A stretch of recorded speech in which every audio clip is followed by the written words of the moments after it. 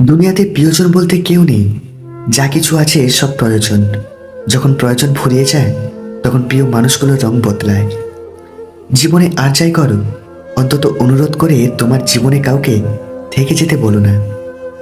মনে রাখবেন, অন্ধ যখন দৃষ্টিশক্তি ফিরে পায় তখন হাতের লাঠিটাই আগে ফেলে দেয়।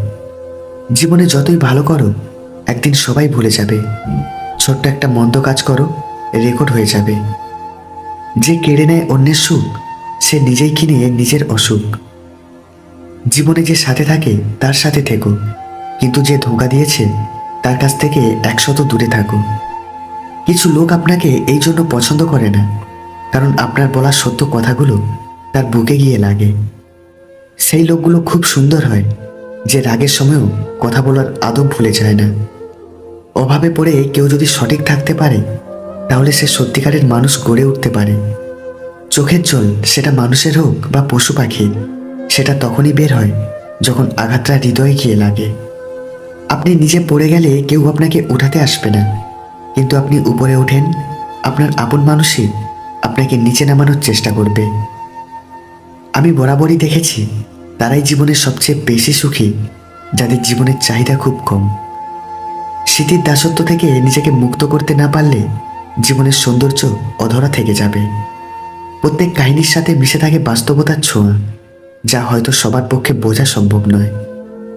বিনা অপরাধে যারা শাস্তি পেয়েছে, তাদের মধ্যে একদল মানুষ জেনেছে ভালোবাসাও শাস্তিযোগ্য অপরাধ।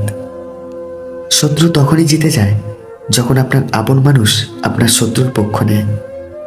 আমি মানুষকে ক্ষমা করতে পারি, কিন্তু দ্বিতীয়বার তাকে মনের জায়গা দিতে পারি না। আমি মানুষটাই অর্ধেক, না ঘুম পুরোটা হয়, না স্বপ্ন পূরণ হয়। ধনী হতে চাইলে স্ত্রীর সাথে এই 3টি কাজ করবেন না। 1. স্ত্রীকে অযথা সন্দেহ করবেন না। 2. তার মা বাবাকে নিয়ে খারাপ কথা বলবেন না। আর 3. নিজের স্ত্রীকে অন্য মেয়ের সাথে কখনোই তুলনা করবেন না। এই কাজগুলি করলে টাকা পয়সার দিক থেকে ধনী হতে না পারলেও মনের দিক থেকে অনেক শান্তি পাবেন এবং মন থেকে অনেক ধনী হয়ে থাকবেন। কারণ জীবনের টাকা পয়সার আগে শান্তি প্রয়োজন। তার তো চলে যাওয়ার ইচ্ছে অনেক আগেই ছিল, পরিস্থিতি তো শুধু বাহনা মাত্র। মানুষ বড়ই অদ্ভুত। নাটকে মানুষের দুঃখ কষ্ট দেখে চোখের জল ফেলে, আর বাস্তবে মানুষের দুঃখ কষ্ট দেখে নাটক মনে করে।